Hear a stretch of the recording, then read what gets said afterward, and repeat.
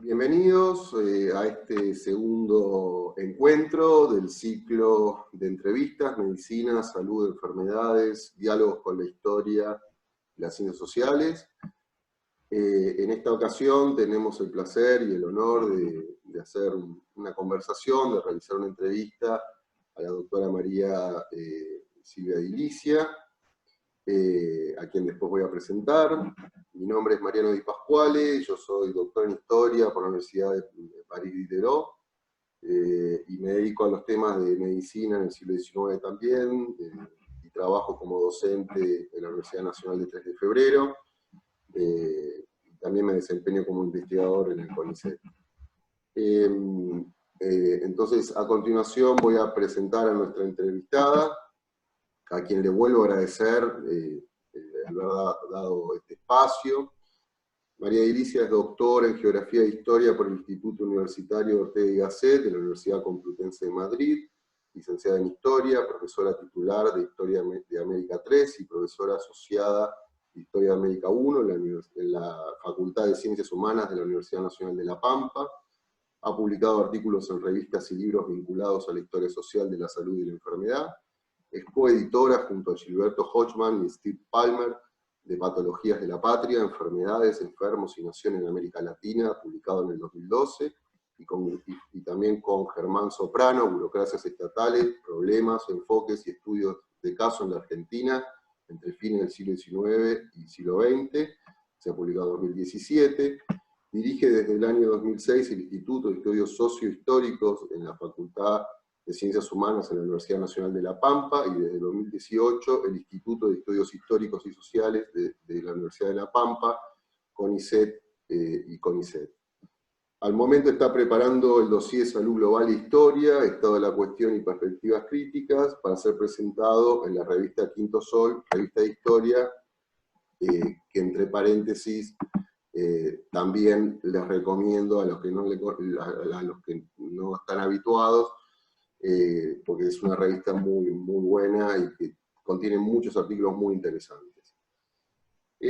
Bueno, entonces, la idea sería, María, en principio, si nos podrías contar cómo has arribado, cómo has llegado al tema al campo de estudios de la salud y las enfermedades, historia de la salud y las enfermedades.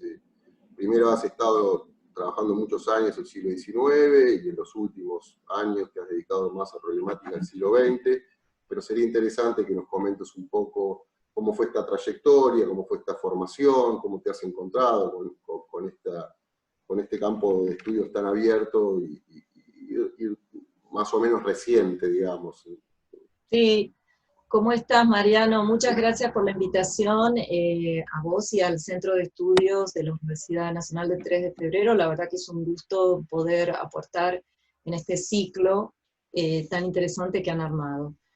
En principio los historiadores trabajamos determinados temas porque nos interesan, es una cuestión muy importante. Segunda cuestión, porque no hay trabajos en ese lugar, que es lo que pasaba cuando yo empecé con esta línea.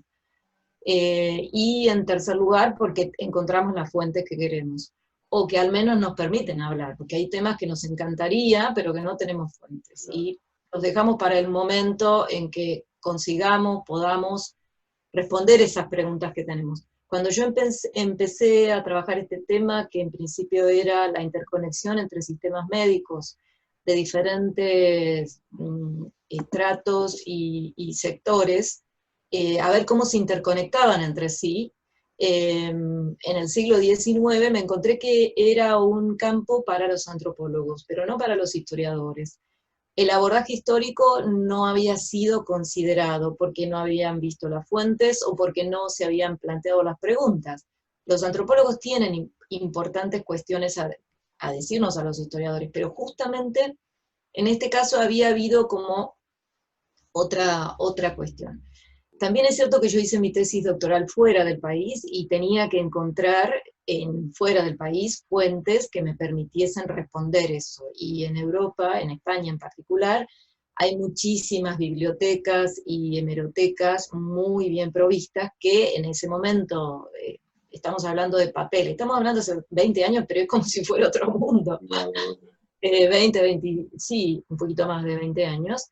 En ese momento yo podía consultarlas y tenía esa posibilidad. Entonces también eso direccionó la cuestión de mi tesis en ese sentido, porque en la tesis yo lo que intentaba responder era cómo los sistemas médicos habían tenido un encuentro, o habían tenido encuentros a lo largo del finales del siglo XVIII y hasta 1870, 1880, y a partir de allí se habían ido desplazando y se habían ido forjando espacios incluso opuestos, por diferentes razones, ¿no? Que no voy a explicar ahora. Esa situación me permitió, digamos, ver relatos muy diferentes de viajeros, de sacerdotes, de militares, de médicos, trabajé muchísimo médicos, para, digamos, ver estos sistemas médicos. Esto sería un poco. Y después mi trabajo se empezó cuando llegué a Argentina, empecé a ver que necesitaba responder a preguntas que hoy en día me siguen interrogando, sobre qué pasa con el sistema público en Argentina. Entonces empecé a trabajar áreas que no habían sido tampoco, o que no se habían visualizado en la historiografía, incluso con problemas, como los territorios nacionales. Los territorios nacionales eran casi la mitad del país hacia 1884, cuando se crearon, pero sin embargo la historiografía dice, bueno, sobre esto no vamos a hablar, y casi toda la información que yo tenía sobre salud hablaba justamente de ese proceso, sobre todo en Buenos Aires. Entonces, a mí me empezaba a herir un poco que alguien dijera Argentina, 2 puntos, y hablara de Buenos Aires. Entonces decía, bueno, también es cierto que si no hay información, ni datos, ni nada, tenemos que generar. Yo empecé entonces a trabajar un poco los territorios nacionales porque vivo en La Pampa. Eso también es un punto importante a contarle a tus estudiantes, que a veces donde vivís es el momento en el cual empezás a trabajar. Y a partir de allí generé también otros trabajos vinculados con otros territorios nacionales. Y me empezó a preocupar también una temática de cómo la salud se transforma y transforma los sistemas públicos, las agencias encargadas en distribuir y concentrar, en reglamentar. Y ahí me encontré con otras situaciones, con otros interrogantes relacionados con la burocracia. La burocracia parece ser algo también bastante oscuro, ¿verdad? Entonces, con otro colega empezamos a observar cómo la burocracia tiene un sentido, tiene una finalidad, tiene una racionalidad, y es preciso estudiarla. Y aquí la historia tiene que hacer ese esfuerzo, no la politología solamente, que lo hace muy bien, o la sociología, sino la historia. Entonces, historiar algunas de los instrumentos, de las estrategias burocráticas, por ejemplo, aquella creada por el Departamento Nacional de Higiene para recibir a los inmigrantes, me parecía un tema importante. Ahí estoy resumiendo un poco una carrera un poco heterogénea. Vista así, me parece aún más heterogénea. No, muy interesante todo, y digamos, sos un referente central en los estudios de todos los que hemos venido después atrás de ustedes, analizando y tratando de investigar, así que Mariano, ¿no? Yo, una de las cosas que, para retomar también y darle cierta, digamos, continuidad a este ciclo, una de las cosas que hablábamos con Diego Armus en la primera entrevista, era el hecho de que hablábamos ahí del tema de que actualmente uno escucha un discurso, digamos, muy diverso y muy volátil, donde se habla de las pandemias, las epidemias, de una forma generalizada, y una de las cosas que hablábamos es que, bueno, que cada pandemia o cada epidemia hay que situarla históricamente, que es particular, que tiene un fenómeno particular, digamos, que se ubica, digamos, que se sitúa en tiempo y espacio, digamos, y que produce efectos particulares en cada momento histórico.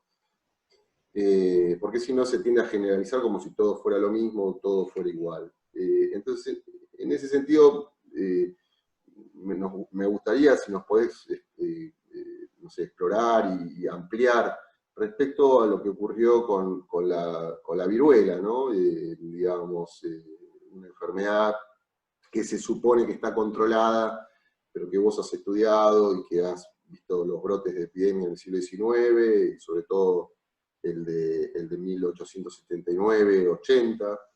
Y bueno, si nos podés empezar un poco a contar, a ver cuál es tu análisis, y para, digamos, ir hacia atrás un poco a ver de qué manera... Sí, me parece una muy buena pregunta, porque hemos tenido pandemias mucho antes que el COVID, ¿verdad? Y bueno, y vamos a tener quizá otras después del COVID.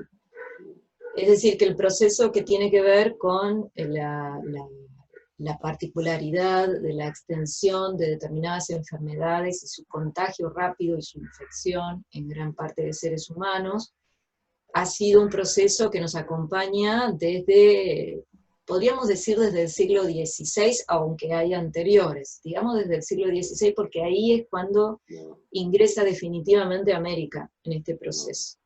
Y la viruela es una enfermedad, digo, o podríamos decir era una enfermedad, quizá podemos, es la única que podemos decir era. Tendríamos que ver, ¿no? Si esto es, sí. Pero la enfermedad es una de las enfermedades más graves que se ha conocido y se ha descrito, ¿sí? Es también una enfermedad viral que proporciona, o sea, que tiene unas consecuencias terribles, además de fiebre y erupciones. Tiene dos formas de aparición, una aparición que llamamos la viruela benigna y otra aparición que llamamos la viruela maligna o la versión hemorrágica, depende de las fuentes. Y esa enfermedad, como muchos que trabajamos Historia de América lo sabemos, es una enfermedad mucho más mortífera en el mundo americano que en Europa o en África, porque esas sociedades se habían inmunizado paulatinamente, ya que es una epidemia, la llegada de estas epidemias era permanente. Sin embargo, en América no, había habido cierta imposibilidad de inmunizarse de la población nativa. Y esta situación es notable en sí misma, es notable, ¿sí? Porque la mortalidad de la viruela puede ser del 10 al 40% entre la población, sobre todo la población no inmunizada, y eso es muy normal que suceda en las comunidades originarias americanas. Partiendo de esta base que yo empecé a trabajar lo que había sucedido en Argentina en particular, teniendo en cuenta que se habían conocido algunas estrategias para no eliminarla, pero sí controlarla. Voy a decir que al momento no existe una terapia eficaz, ¿sí? Lo que sí existe, a diferencia de muchas otras enfermedades, y es lo que estamos esperando en tiempos de COVID, es una vacuna. En principio, esta práctica de inmunización se hacía en Asia Menor, de ahí pasó a Gran Bretaña y comenzó a ser estudiada, digamos, hasta que se dio con un sistema más o menos eficaz que producía ciertas posibilidades de vencer a la viruela, así se le decía, ¿sí? Y esa situación se trasladó a América hacia 1803, 1804, cuando llega la expedición de la vacuna. Voy a hacer un apartado acá, porque si ustedes leen como historiadores que son sobre la expedición Balmis, o sea, la famosa expedición Balmis, Mariano seguramente conocerá sobre esto, se habla de la primera expedición humanitaria en el contexto de la medicina o de la biomedicina occidental, y no es así solamente. ¿Qué se trasladó? Se trasladó a una veintena de niños a quienes se iba progresivamente vacunando brazo a brazo, ¿sí? Para lograr mantener el virus estable y vivo, para cuando se llegaba a América, iniciar el proceso de vacunación con las poblaciones de ese lugar. Es decir, que es una situación humanitaria hasta cierto punto, ¿verdad? Porque se involucraron a niños huérfanos, a quienes que no estaban contagiados con la enfermedad, pero que se los contagiaba a propósito para que fueran el reservorio, una especie de objetos, ¿sí?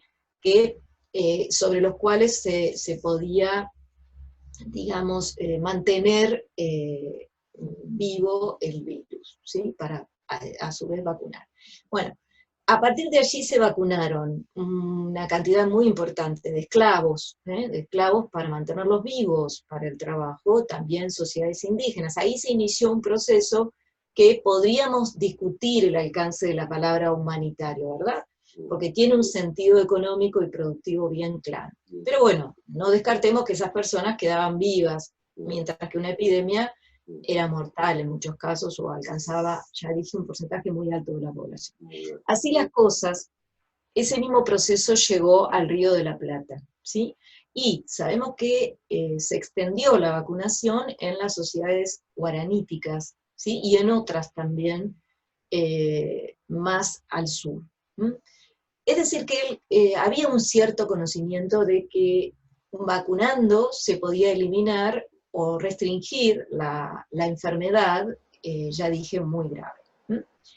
En ese contexto se producen distintas epidemias de vacuna y aparece aquí un personaje muy importante para la historiografía, que es Juan Manuel de Rosas. Esa historia, que es una especie de una leyenda, la cuenta el cónsul inglés que es Parish, ¿sí? Es un momento en el cual, hasta iniciático podríamos decir, están una serie de comunidades indígenas en Buenos Aires, hay una epidemia de viruela, están aquejados varios de ellos de esta viruela, y se presenta el restaurador de las leyes, estamos hablando del 1829, y les muestra que él tiene puesta la viruela y que gracias a eso pueden evitarla. Bueno, para los indígenas, la viruela, que ya era conocida para los de La Pampa y la Patagonia, era una enfermedad mortífera y le tenían muchísimo temor. Y era también una enfermedad que ellos vinculaban directamente con los blancos.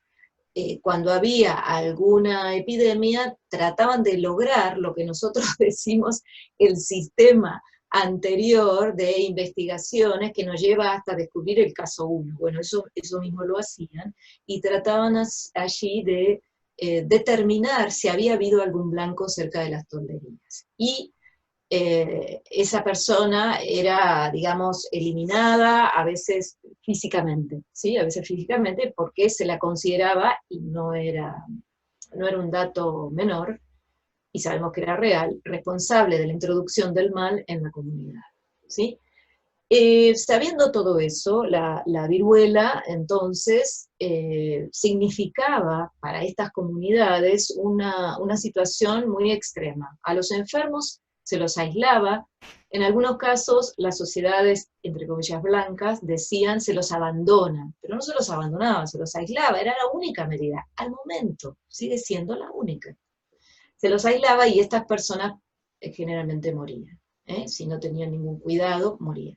Pero bueno, en ese contexto entonces, cuando se producen epidemias y hay muchos contagiados y muchos indígenas, Rosas se acerca a estos grupos, ¿sí? Y les muestra el talismán, es decir, la viruela. Y muchos de ellos aceptan vacunarse. Este es un hecho bastante inusual, muy comentado como una especie de situación de estratagema que utiliza Rosas para obtener algo que en ese momento era difícil, que era la aceptación, el aval de estos indígenas a la sociedad, a la actividad que le estaba intentando hacer, ¿sí? Que es el negocio pacífico de indios, ¿sí?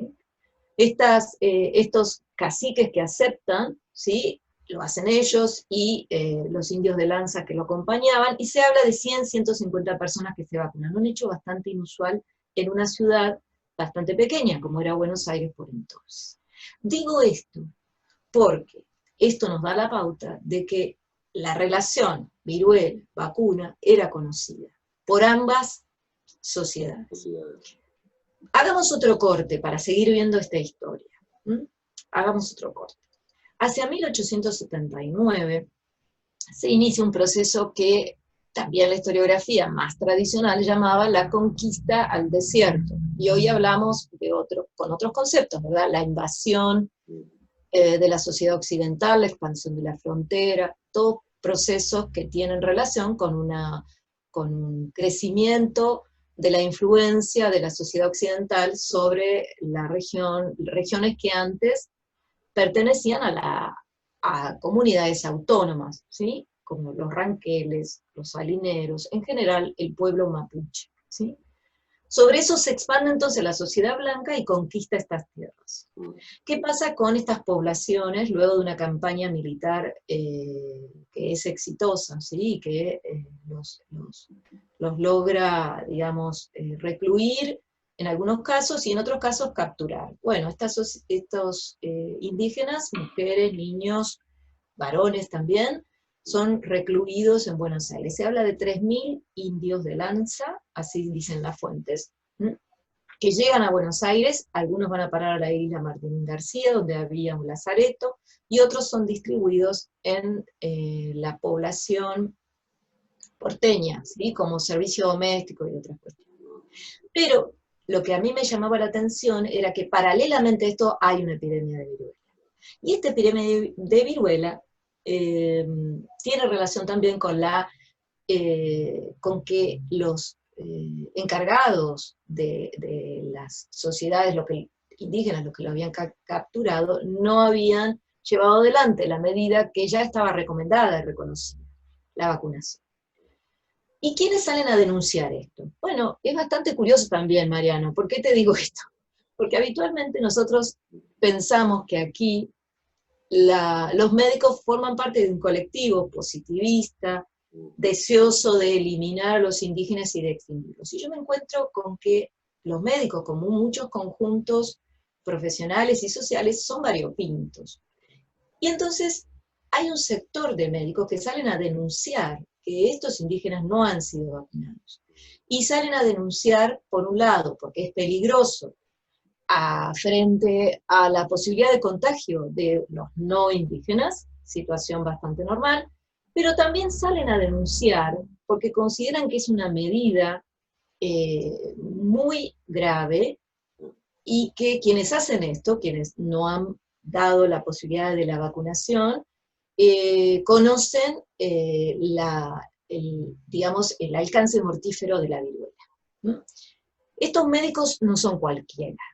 Son médicos que están formando parte de un conjunto que vos estudiaste también, este grupo de médicos higienistas jóvenes, dinámicos, ¿sí? Muy preocupados por una enseñanza científica en Argentina, más moderna. Entre ellos podemos encontrar, por ejemplo, a Emilio Coni, podemos encontrar también a Bartolomé Sommer, y sobre todo a Pena, ¿sí? A José Pena. Y son 3 médicos claves en la etapa posterior. Son los que salen a decir, esto es un escándalo, estos indios no han sido vacunados, y esta situación es llamativa, porque en los lazaretos, por ejemplo, la mortalidad alcanza al 38%, que es muy alta, y de las viruelas más graves, de lo que se llama la viruela mayor. Así las cosas. Paralelamente, ¿qué hay? Yo se los cuento esto con un estilo un poco de leyenda, ¿no? ¿Qué pasa paralelamente? Este mismo grupo está intentando que se apruebe la vacunación obligatoria en la provincia de Buenos Aires. Lo han intentado varias veces sin tener mucho éxito, lo han hecho enviando proyectos a la legislatura a la legislatura porteña. En 1878 son los primeros proyectos, pero esto se va a aprobar al filo del momento en el cual se encuentra, digamos, la epidemia de viruela. En el mismo momento suceden ambas cosas, y no es casual. Me parece que hay una relación entre las denuncias frente a la situación de los indígenas y la aprobación de la obligatoriedad de la vacunación antivariólica en la provincia de Buenos Aires. En 1904, estoy adelantando un poco la cuestión, se aprueba para todo el país, con muchísimas resistencias. ¿Quiénes se resistían a que la vacunación fuera aprobada? Bueno, primero hay un hecho importante, que es el costo de la medida. Vacunar a toda la población, porque tenía que ser una medida universal para ser exitosa, después se puede revacunar, pero en principio tiene que ser universal. Era costoso. En los años 80, cuando se propone, incluso un poco antes, cuando se propone por primera vez, y en 1904, cuando se inician las primeras vacunaciones, el Estado argentino no era un Estado absolutamente solvente, ¿verdad? Y tenía otras prioridades. Es decir, que es una medida que tiene un costo. Tiene también, se requiere también una estrategia, hay que llevar vacunadores, llevar la vacuna que se estaba reproduciendo en un sistema de conservación de vacuna y luego en el Instituto Bacteriológico que se crea a principios del siglo XX, ¿sí? Entonces era necesario consolidar todas esas estructuras de tipo burocrático, técnico y científico. Y a la vez hay un proceso importante que no es necesariamente económico, pero que está vinculado con él, que es la particularidad que tienen muchos de los sectores liberales de entonces de negar a los médicos esta intromisión sobre el cuerpo de las personas. Este es un tema importantísimo, que cruza al liberalismo y a la filosofía liberal con las prácticas médicas, y no ha terminado. Pregúntense por qué cada uno de ustedes ahora, hoy en Capital Federal, ¿sí?, en el Gran Buenos Aires, están cada uno en su casa con medidas de aislamiento, confinamiento, etc. Porque hay una autoridad sanitaria que les está diciendo lo que tienen que hacer. Bueno, y ustedes dicen, bueno, pero yo quisiera salir porque está, digamos, mi situación individual puesta aquí en jaque, mi trabajo, etc. Bueno, pero hay una autoridad por sobre esa que les dice que ustedes se tienen que quedar en sus casas.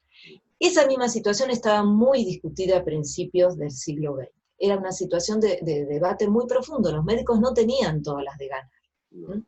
Sin embargo, lograron, y esta es una situación bastante importante, y que lograron que esta medida fuera universal. ¿Universal para qué? Primero para la provincia de Buenos Aires, ¿sí? Y después, en 1904, para lo que se llamaba por entonces Capital Federal y los territorios nacionales, nada más.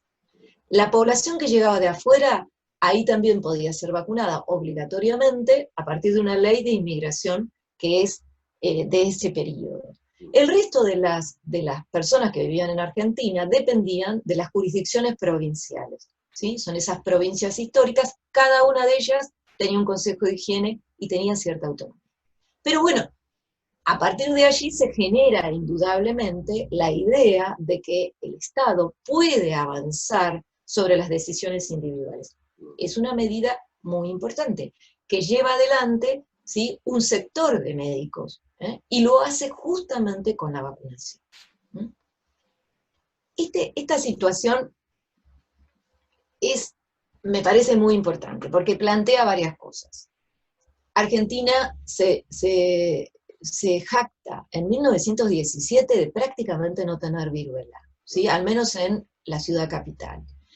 Y luego, con el concurso sobre todo de Pena, se lleva adelante toda una serie de campañas sanitarias por todos los territorios nacionales que son únicas, y que terminan, digamos, como gran éxito por llevar la vacunación a gran parte de la población que ya no estamos hablando de población originaria, sino de población en muchos casos migrante, o externa o de otras provincias. Recuerden cómo son poblados los territorios nacionales.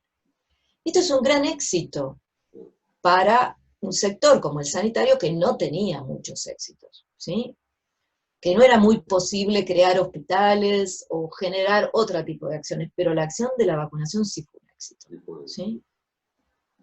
Connie decía, era un poco agrandado Emilio Connie, decía, si los argentinos quieren estudiar la viruela van a tener que ir a otro país, porque acá no van a encontrarla, como caso de estudio. ¿Sí? Es un poco demasiado, ¿no? Demasiado. Pero bueno, algo de eso hubo. Pero muestra, si quieren cuento sobre, ¿sí? No, digo que muestra esa idea de éxito que tenían y de avance, ¿no? De erradicación,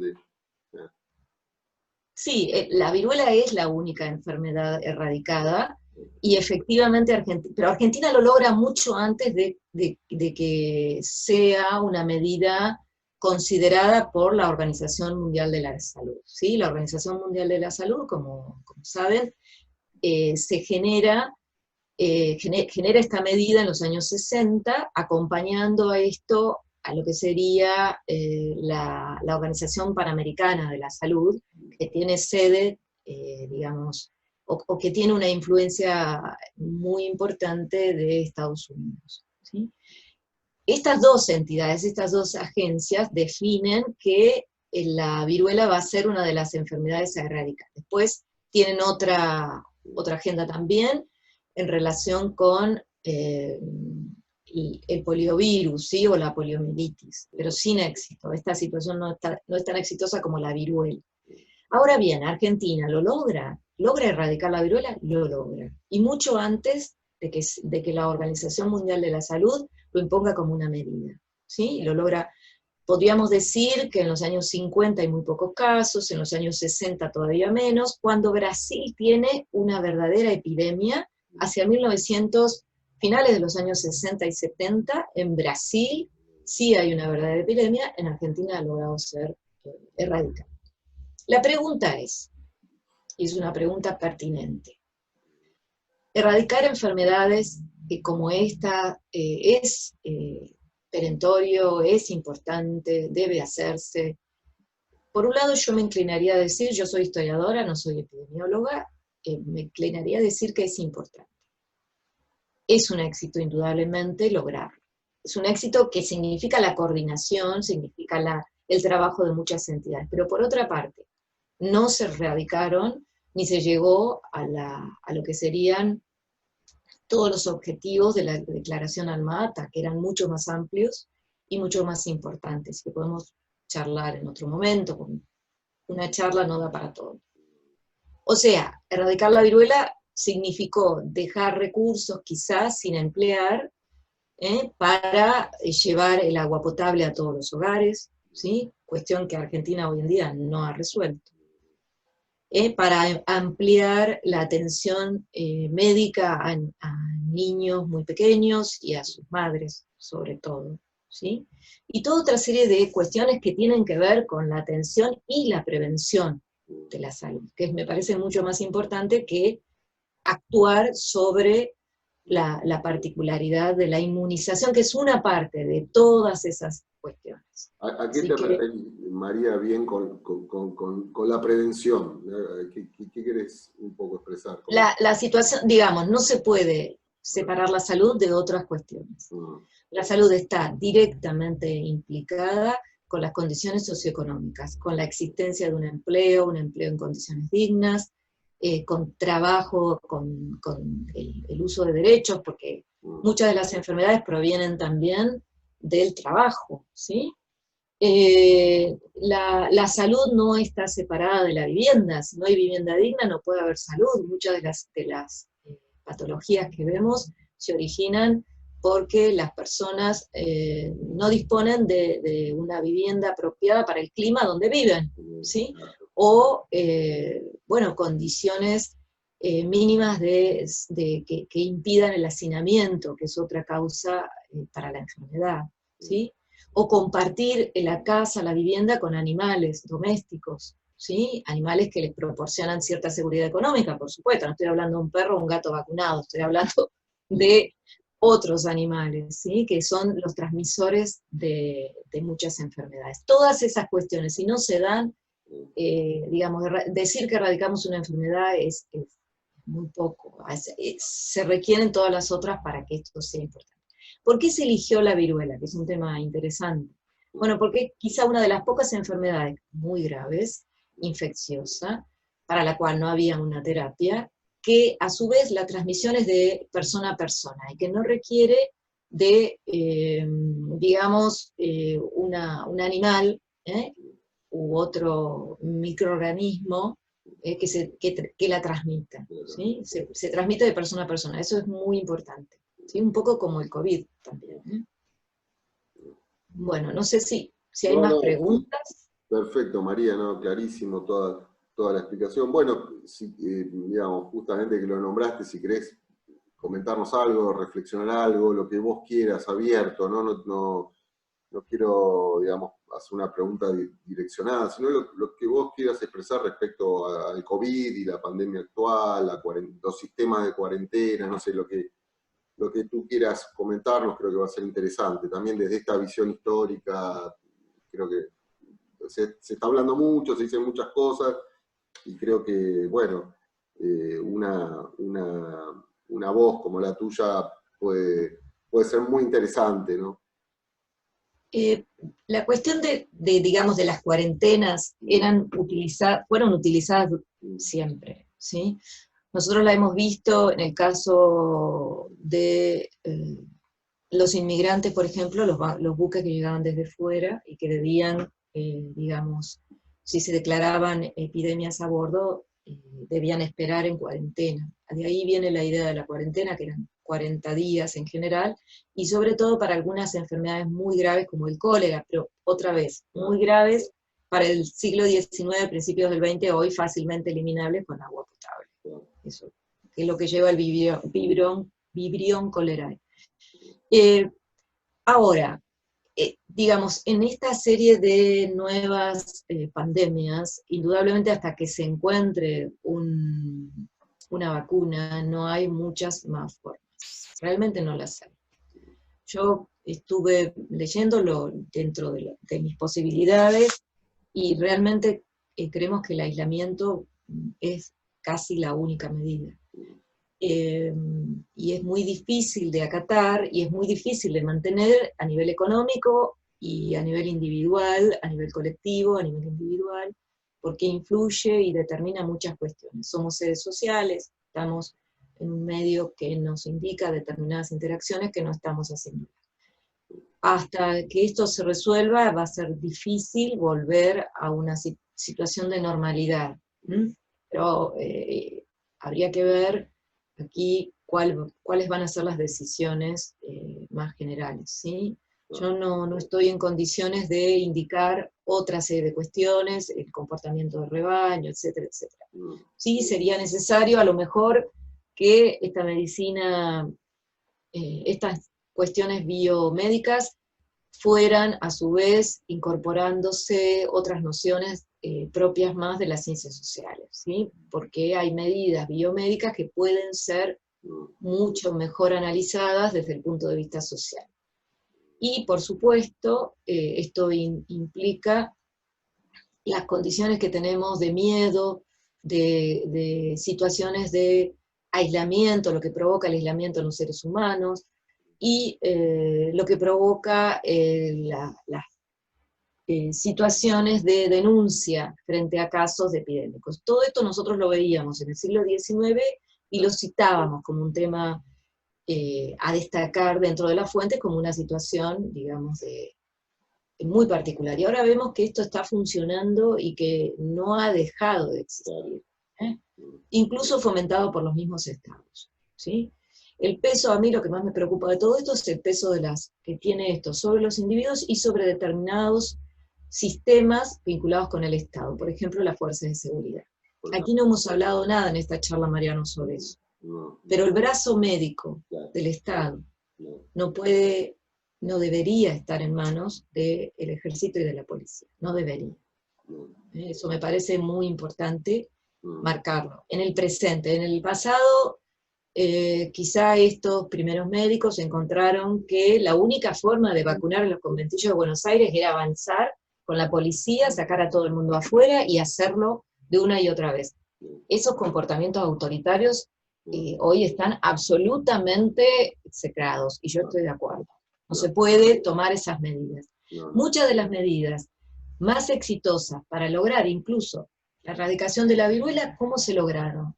Con la participación comunitaria, con el hecho de que estuvieran involucrados los líderes de las comunidades. Esas cuestiones hay que tomarlas en cuenta. Eso es lo que, entre comillas, nos enseña la historia. Claro. Si nos enseña algo, debería ser eso. Claro.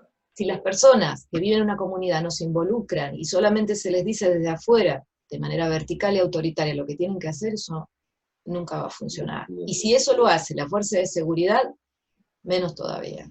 Claro. Me parece muy importante tomar en cuenta esto como una situación del presente.